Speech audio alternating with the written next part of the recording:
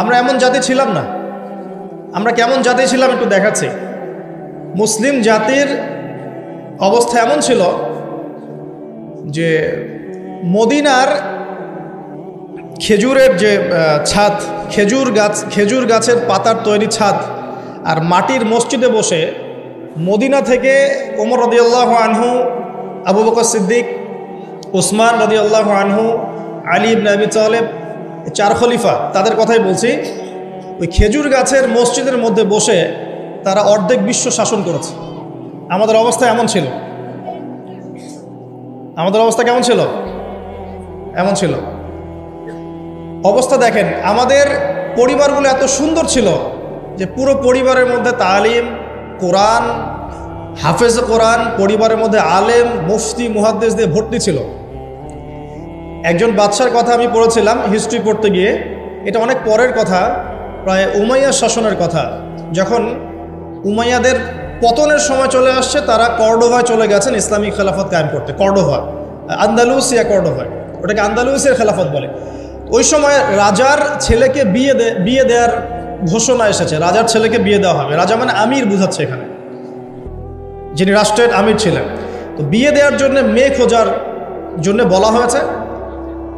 তো এখন প্রথম দিন ঘোষণা করা হয়েছে যে আপনাদের যার যার বাসায় মেয়েরা হাফেজে কোরআন, রাতের বেলা সেই বাসায় আলো জ্বালিয়ে দিবেন, যাতে পাহাড়ের উপর থেকে রাজা দেখতে পারেন যে কোন কোন বাসায় হাফেজা আছেন। তার মধ্য থেকে চুজ করা হবে একজন মেয়ে রাজার ছেলের জন্য। রাজা মানে আমির বুঝাচ্ছে। তো সেই রাতে তিনি যখন উঠলেন পাহাড়ে, এগুলো সত্য ঘটনা, দেখলেন আন্দালুসিয়ার প্রত্যেকটা বাসার ঘর, এই ঘরের মধ্যে আলো জ্বলছে, প্রত্যেকটা বাসায় হাফেজা মেয়ে আছে। তো এখন তো বিয়ে দেওয়া সম্ভব না সবার সাথে। পরের দিন আবার ঘোষণা আসলো যে এই হাফেজা মেয়েদের মধ্যে যারা তাফসির করতে পারে, কোরআনের মুফাসসির, হাফেজ মুফাসসির কিন্তু এক জিনিস না। হাফেজ মানে আপনি মুখস্থ করেছেন কোরআন, মুফাসসির মানে আপনি কোরআন একদম ব্যাখ্যা বিশ্লেষণ সহ আপনি অনুবাদ করতে পারেন, তাফসির করতে পারেন। তো পরের দিনও দেখা গেল সেম চিত্র, সবার ঘরে ঘরে আলো জ্বলছে। মেয়েদের কথা বলছি, মেয়ে খুঁজে বেড়াচ্ছে বিয়ে দেওয়ার জন্য। তারপরে আবার ঘোষণা আসলো যারা তাফসির করার সাথে সাথে মুহাদ্দিসা মানে হাদিস মুখস্থ আছে, 10,000, 1,000, 20,000, 1,000, 2,000 এরকম করে যত হাদিস মুখস্থ আছে মুহাদ্দিসা, তাদের ঘরে আলো জ্বলবে। তখন দেখা গেল যে আলো একটু কমে আসছে আর কি, কথা বুঝতে পারছেন? কিন্তু আলোর সংখ্যা অনেক।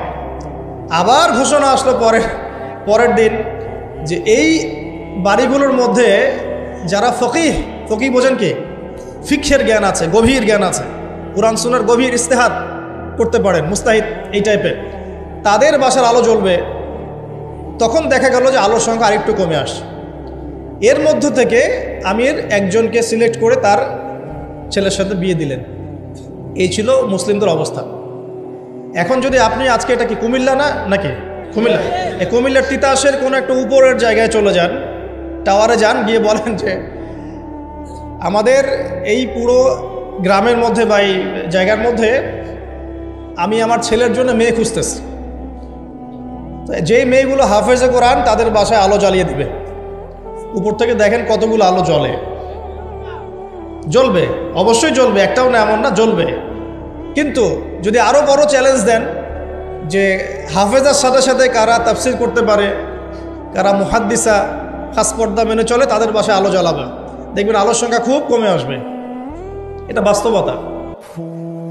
দুঃখের সাথে জানাতে হয় আমরা এমন অনেক হাফেজে কোরআনকেও চিনি ব্যক্তিগতভাবে, যারা কোরআন হেফজ করার পরেও অল্প সময়ের মধ্যেই ভুলে গেছে, এবং হাফেজে কোরআন হওয়ার পরেও কোরআনের 10টা-20টা সূরার তাফসির তারা করতে পারছে না, 10টা-20টা আয়াতের অনুবাদ তারা বলতে পারছে না। এমনও মানুষ কিন্তু আছে, ঠিক আছে? তো আমাদের অবস্থা কিন্তু এমন ছিল না। আমরা এই বিশ্বকে নেতৃত্ব দিয়েছি এক সময়, সুদীর্ঘ প্রায় 1250 বছর। কত বছর? যে জাতি তার শেকড় চিনে না, যে জাতি তার ইতিহাস জানে না, তাদেরকে তো মোটিভেটেড করা খুব সহজ, ডিমোটিভেটেড করা সহজ। আমাদের তরুণ প্রজন্ম এখন ওয়ার্ল্ড কাপের হিস্ট্রি জানে, এই ব্রাজিল আর্জেন্টিনার হিস্ট্রি জানে, মেসি নেইমারের হিস্ট্রি জানে। দাঁড়ান, এগুলোর প্রয়োজন নাই। এটা কোনো প্রয়োজন নেই। আমাদের তরুণ প্রজন্ম এদের হিস্ট্রি জানে, নায়ক নায়িকাদের হিস্ট্রি জানে, গায়ক গায়িকার হিস্ট্রি জানে। ওই যে পতিতা, যেটা আধুনিক পতিতা আর কি, যেটা সরাসরি পতিতা ভিত্তিতে জড়িত না থাকলেও মানুষকে উৎসাহিত করে, উদ্বুদ্ধ করে, অশ্লীলতার ফেরিওয়ালা, তাদের হিস্ট্রি জানে। বলিউড হলিউডের হিস্ট্রি জানে। আমাদের তরুণ প্রজন্ম সব জানে এগুলা, cricket, football, everything. Bollywood Hollywood, বিশ্বকাপ আসলে তো কথাই নাই। কিন্তু আমাদের তরুণ প্রজন্ম আমাদের শেকড় জানে না।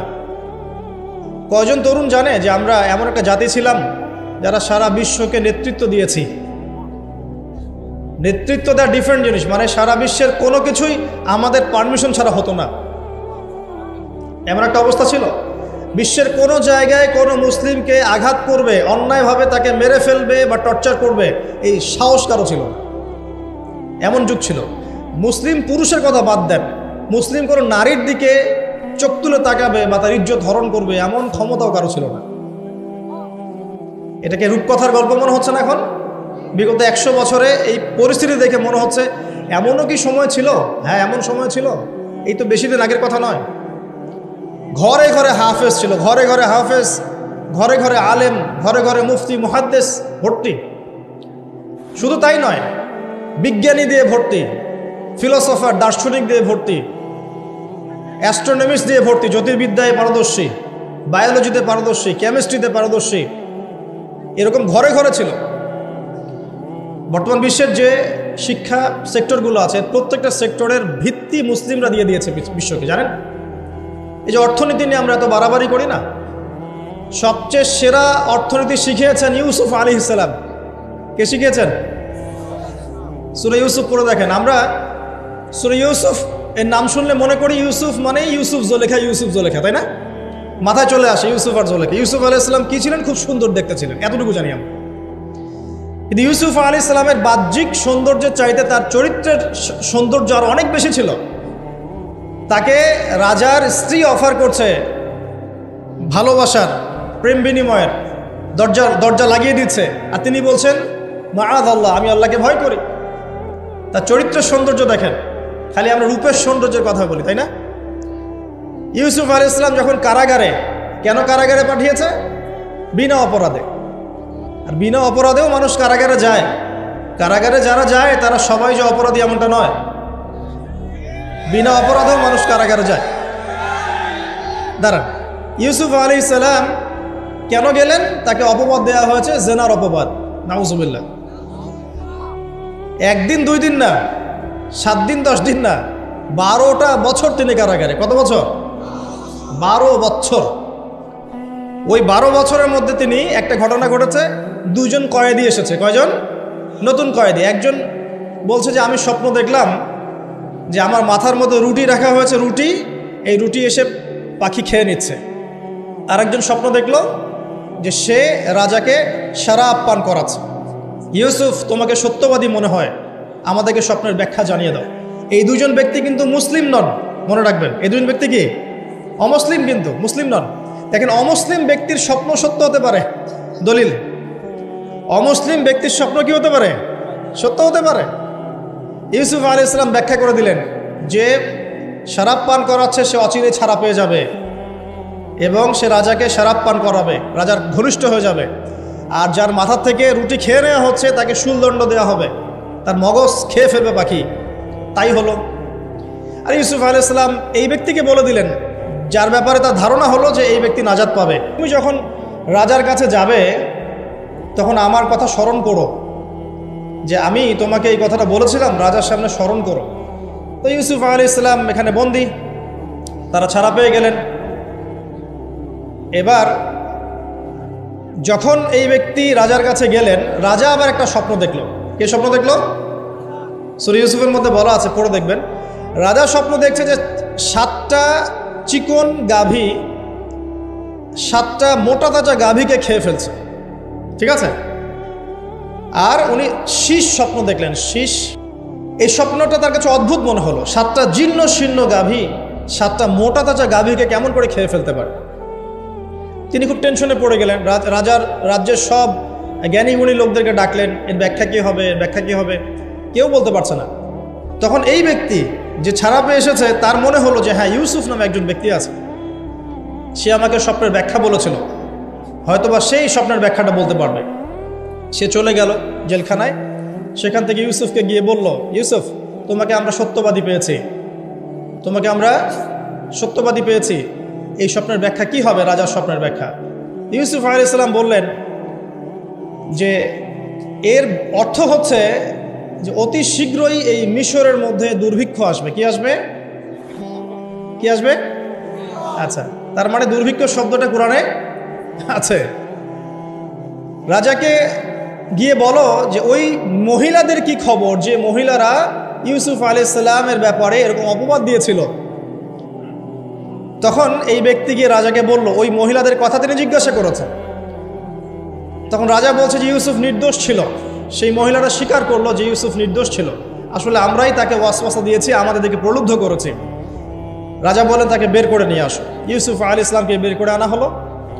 আনার পর তাকে বলা হচ্ছে এই স্বপ্নের ব্যাখ্যা কি হবে এবং এর সমাধান কি। ইউসুফ আলাইহিস সালাম বলছেন যে ব্যাখ্যা হচ্ছে এই যে আপনার এই রাজ্যে দুর্ভিক্ষ আসবে, তবে আপনি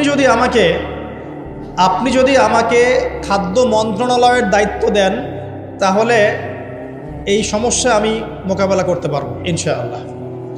আমি বিশ্বস্ত এবং আমার এই বিষয়ে জ্ঞান আছে। কে বলেন এটা? ইউসুফ আলাইহিস সালাম। এবার জেলখানা থেকে আল্লাহ পাকের তাকদীর দেখেন। জেলখানা, কুয়ার মধ্যে ছিলেন, কুয়া, বাবার খুব কাছের সন্তান, তাই না? ইয়াকুব আলাইহিস সালাম খুব কাছের সন্তান। সেখান থেকে ভাইদের ষড়যন্ত্রে কুয়ার মধ্যে, মনে আছে? কুয়া থেকে মিশরের বাজারে ওখানে বিক্রি করে দেওয়া হলো, ওখান থেকে রাজপ্রাসাদে, ঠিক আছে, রাজপ্রাসাদে বড় হচ্ছেন। এরপর এই যে মেয়েদের ঘটনা, তারপর জেনার মিথ্যা অপবাদ, 12 বছর কারাগারে। তারপর সেখান থেকে আল্লাহ রাব্বুল আলামিন বের করে নিয়ে আসলেন কোথায়? মিশরের খাদ্যমন্ত্রী। তাকদীর, ভাগ্য। কিভাবে বুঝাবো আল্লাহ পাকের পরিকল্পনা কত বিশাল।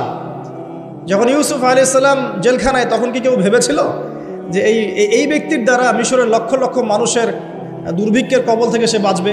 এই ব্যক্তির দ্বারাই? কেউ ভাবে নাই। আল্লাহ পাক লিখে রেখেছিলেন। এ কারণেই একটা রিকোয়েস্ট করবো এখানে, যে জীবনে চড়াই উতরে আসবে আপনার আমার সবারই। কোনো অবস্থায় আল্লাহর প্রতি ভরসা হারাবেন না ইনশাআল্লাহ। আল্লাহ রাব্বুল আলামিন আপনার ব্যাপারে পরিকল্পনা করে রেখেছেন। আপনার মনের মধ্যে যদি সততা থাকে, অনেস্ট একটা মন থাকে, ইনশাআল্লাহ আপনি দুনিয়াতেও সফল হবেন, পরকালে সফল হবেন ইনশাআল্লাহ। আপনি যদি সৎ হন, মনের থেকে যদি আপনি সৎ হন, আল্লাহর কাছে আপনি সৎ হন, সারা দুনিয়া মিলে আপনার কোনো ক্ষতি করতে পারবে না ইনশাআল্লাহ। আর আপনি যদি অসৎ হন, মনের মধ্যে অসততা থাকে, দুনিয়ার মানুষ বাহবা দিলেও একদিন ধরা খাবেন ইনশাআল্লাহ। এটা বাস্তব, এর বাইরে যাবে না ইনশাআল্লাহ।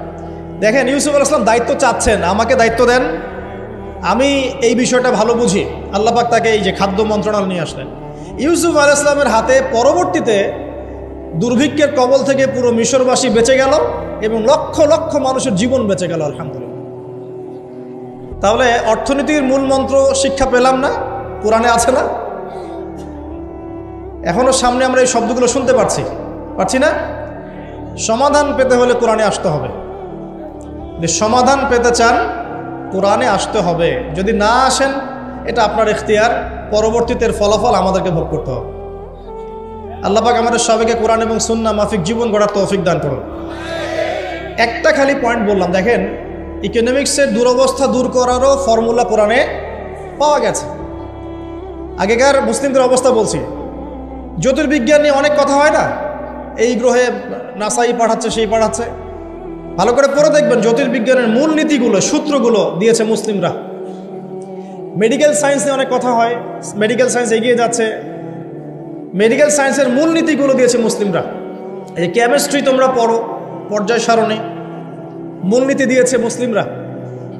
এই যে আমরা যে ল্যাপটপ চালাই, ইন্টারনেট চালাই, হ্যাঁ, ডিজিটাল যত কিছু চালাই, এর জন্য প্রয়োজন হচ্ছে অ্যালগোরিদম। কিসের অ্যালগোরিদম? এই অ্যালগোরিদম আবিষ্কার করেছে মুসলিমরা।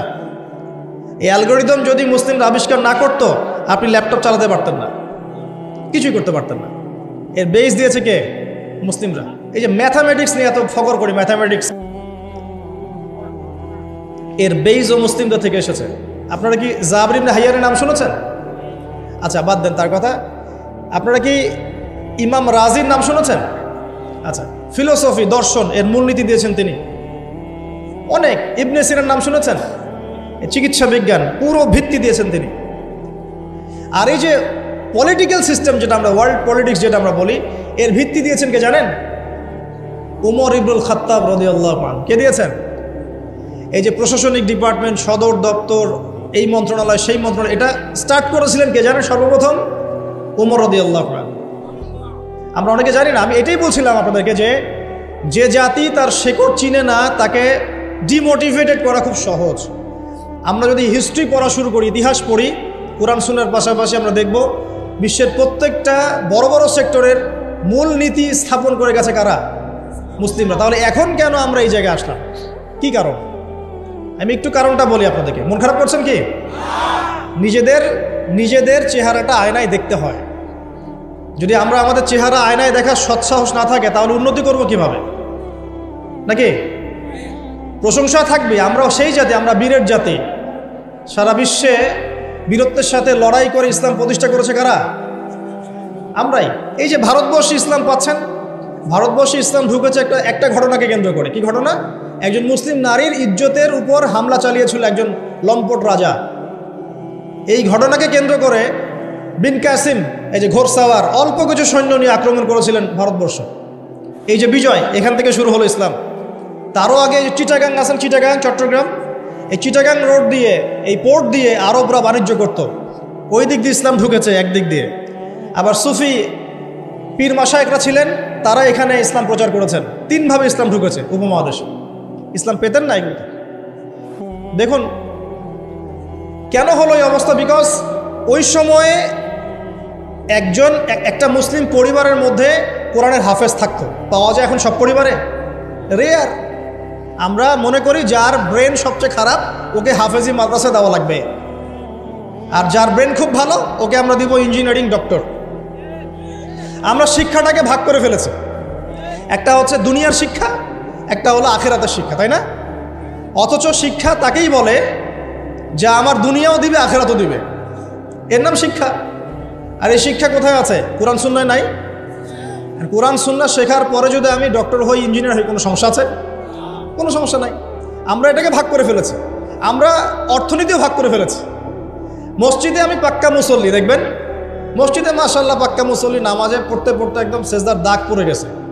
যেই ব্যবসা করতে গেল মাপে কম, যেই ব্যবসা করতে গেল দেখবেন যে মজুদদারি, যেই ব্যবসা করতে গেল ওই যে স্টক করতেছে অন্যায়ভাবে, কৃত্রিম সংকট তৈরি করতেছে, যেই চাকরি করতে গেল ঘুষ, যেই আপনার ডিল করতে যাচ্ছে ইকোনমিক সেক্টরে সুদ।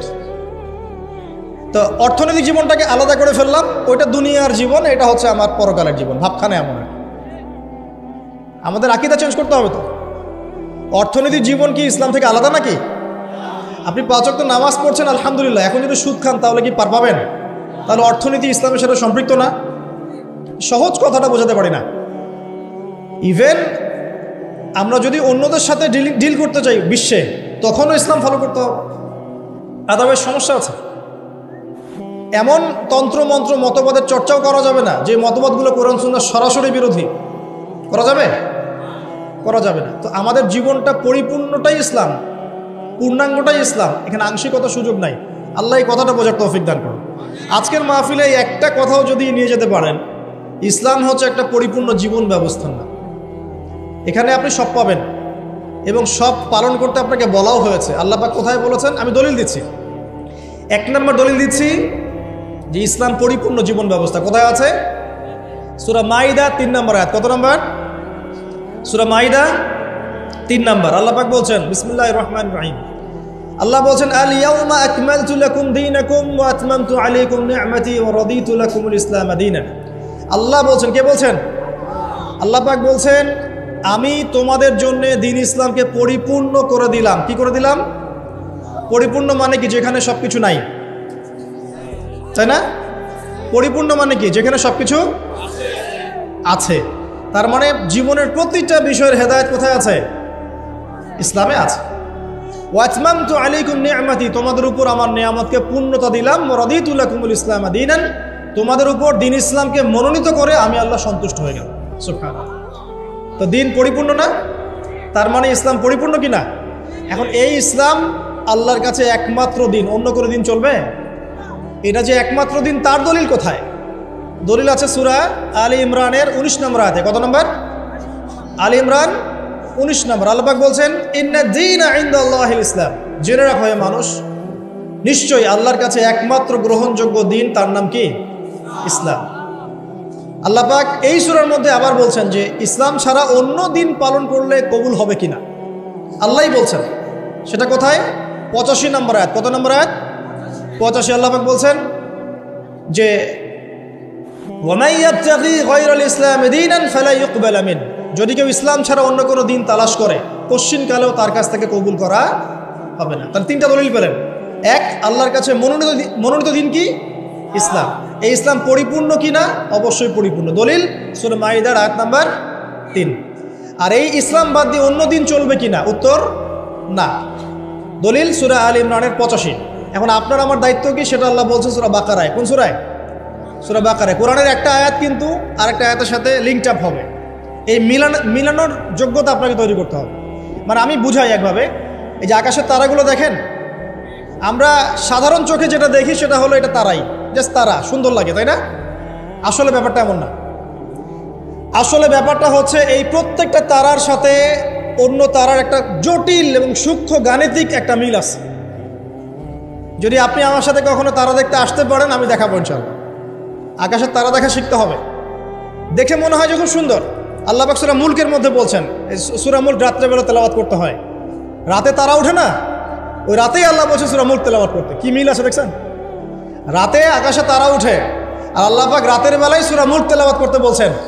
আর সূরা মুলকের মধ্যে আল্লাহ বলছেন যে আকাশের দিকে তাকাও, তাকিয়ে দেখো আল্লাহর এই সৃষ্টির মধ্যে কোনো খুঁত পাও কিনা। তোমার দৃষ্টি বারবার ব্যর্থ হয়ে ফিরে আসবে, কোনো ত্রুটি পাবে না। সুবহানাল্লাহ। এই তারাগুলোর মধ্যে জটিল একটা সূক্ষ্ম গাণিতিক মিল আছে। এক মিলিমিটার বা 1 সেন্টিমিটার মিলিমিটার যদি একটা থেকে দূরে সরে যায় বা কাছে চলে আসে, মহাবিশ্ব ধ্বংস হয়ে যাবে। জানেন? বুঝাচ্ছি। এই যে পৃথিবী আর চাঁদের একটা দূরত্ব আছে না? এই দূরত্ব যদি একটু এগিয়ে আসে, চাঁদ যদি একটু কাছাকাছি চলে আসে বা পৃথিবী একটু কাছে চলে আসে, তাহলে এই পৃথিবীর বেশিরভাগ জায়গা সমুদ্রের পানি দিয়ে ডুবে যাবে। বুঝলেন না মনে হয়? আচ্ছা, বোঝার দরকার নাই, পরে বুঝেন, শুনে রাখেন আজকে। আবার যদি চাঁদ একটু দূরে চলে যায়, তাহলে সমুদ্রের পানি অনেক শুকিয়ে যাবে, থাকবে না পানি। সূর্য যদি একটু কাছে চলে আসে, এক হাত যদি কাছে চলে আসে খালি, তাহলে পৃথিবীর অনেক বড় একটা অংশ মরুভূমি হয়ে যাবে। আর যদি সূর্য 1 হাত দূরে চলে যায়, তাহলে পৃথিবীর অনেক বড় একটা অংশ বরফে ঢেকে যাবে। একদম সূক্ষ্ম মিল আছে, সূক্ষ্ম গাণিতিক তত্ত্ব আছে। এমনি এমনি এটা আল্লাহ পাক সৃষ্টি করেন নাই তো। তারার কথা বলছিলাম কেন? তারাগুলো একটা একটার সাথে মিলালে আপনি পথ খুঁজে পাবেন। ঠিক একইভাবে কোরআনের একটা আয়াত অন্য আয়াতের সাথে মিলাতে পারলে আপনি হেদায়েত খুঁজে পাবেন। আপনাকে মিলিয়ে দেখাচ্ছিলাম। আল্লাহ বলছেন সূরা আলী ইমরান 19 নম্বর আয়াত, দিন ইসলাম আল্লাহর কাছে একমাত্র দিন। এই ইসলাম পরিপূর্ণ কিনা? আল্লাহ সূরা মাইদা 3-এ বলছেন হ্যাঁ পরিপূর্ণ। এই ইসলাম ছাড়া অন্য দিন চলবে কিনা? আবার আলী ইমরানের 85-তে গিয়ে বলছেন চলবে না। এখন এই ইসলাম কিনে আমাদের কি করতে হবে? আল্লাহ এটা বলছেন সূরা বাকারায় গিয়ে। কি বলছেন? উদখুলু ফিস সিলমি কাফা, তোমরা পরিপূর্ণরূপে ইসলামে প্রবেশ করো। বুঝতে পারলেন? ইসলাম কেন্দ্রিক আমাদের দায়িত্ব কি? পরিপূর্ণরূপে ইসলামে প্রবেশ করে। এখন ভিত্তি কি? 2টা। তারাক্তু ফিকুম আমরাইন, 2টো বস্তু ছেড়ে গেলাম। নবীজি বলছেন লান তাদিল্লু মা তামাসসাকতুম বিহিমা, তোমরা কোনোদিন পথভ্রষ্ট হবে না যতদিন পর্যন্ত 2টাকে রেখে আঁকড়ে ধরে থাকবে। 1 নম্বর কিতাব আল্লাহ, আল্লাহর কিতাব কোরআন, 2 নম্বর সুন্নতে নবীহি, নবীর সুন্নাহ। কোরআন এবং সুন্নাহকে কেন্দ্র করে ইসলাম, এটাতে পরিপূর্ণরূপে প্রবেশ করতে বলা হচ্ছে। আর আপনার সাথে আমার কথা, পরিপূর্ণ প্রবেশ মানে কি বুঝায়? আমি ইবাদত বন্দেগীর জীবনে পাক্কা মুসল্লি হব, অর্থনৈতিক জীবনে গিয়ে সুদ খাবো, আমি কি পরিপূর্ণ মুসলিম কিনা? সহজ কথা বলেন, পরিপূর্ণ মুসলিম কি? এদিকে আপনি তাহাজ্জুদ পড়ছেন, মাশাআল্লাহ, 5 ওয়াক্ত নামাজ পড়ছেন, নফল নামাজ পড়ছেন, রোজা রাখছেন, দান সদকা করছেন, খুবই সুন্দর মাশাআল্লাহ। কিন্তু আপনি অন্যের সম্পদ অন্যায়ভাবে হরণ করছেন, মুসলিম হবে পরিপূর্ণ? একটা পরিবারের কর্তা মাশাআল্লাহ দিনদার, চিল্লা দিয়ে লাগাচ্ছেন মাশাআল্লাহ, দিনের দায়ী, সব কিছু ঠিক আছে। এখন পরিবারের সেই লোকের স্ত্রী পর্দা করে না, ওই লোকের মেয়ে বেপর্দায় ঘোরাফেরা করে, ওই লোকের ছেলে মাদকাসক্ত, এই পরিবারটা কি পরিপূর্ণ ইসলামিক পরিবার কিনা? একইভাবে আমরা যারা টুকটাক জুমার নামাজ পড়তে আসি, হজ করি, উমরা করি, 5 ওয়াক্ত নামাজ ঠিকঠাক মতো পড়ি না, কোরআন তেলাওয়াতের ফিকির নাই, দুনিয়া নিয়ে ব্যস্ত হয়ে আছি, পরকালের চিন্তা কম, তারাও কি পরিপূর্ণ মুসলিম কিনা? তো পরিপূর্ণ মুসলিম বলতে কি বোঝায়, এটার জন্য আপনার কিন্তু পিএইচডি করার দরকার নাই। আপনি বুঝতে পারছেন যে আপনার জীবনের প্রতিটা কাজ কোরআন এবং সুন্নাহ মাফিক হলেই আপনি পরিপূর্ণ মুসলিম, আলহামদুলিল্লাহ। এবং এই কাজটা করার জন্যে আপনাকে কিন্তু কেউ বাধাও দিচ্ছে না, আপনি স্বাধীন, চাইলেই আপনি করতে পারেন। কেউ কি বাংলাদেশের প্রেক্ষাপটে কি ইসলাম পালন করতে কাউকে বাধা দেয়া হচ্ছে যে নামাজ পড়তে যাবেন না, দাড়ি রাখতে পারবা না, হ্যাঁ তোমরা টাকলুর উপরে কাপড় তুলতে পারবা না, মেয়ে পর্দা করতে পারবে না? হ্যাঁ, ইনডাইরেক্টলি হয়তো কিছু কিছু মানুষ এরকম করছে হয়তোবা, কিন্তু ওদের সংখ্যা কিন্তু বেশি না, ওদের সংখ্যাও বেশি না, তাদের শক্তিও নাই। এটা জাস্ট একটা মুখের আস্ফালন মাত্র, আর কিচ্ছু না। কিন্তু বাংলার বেশিরভাগ তাওহীদি জনতা কি চায়? ইসলাম চায় না?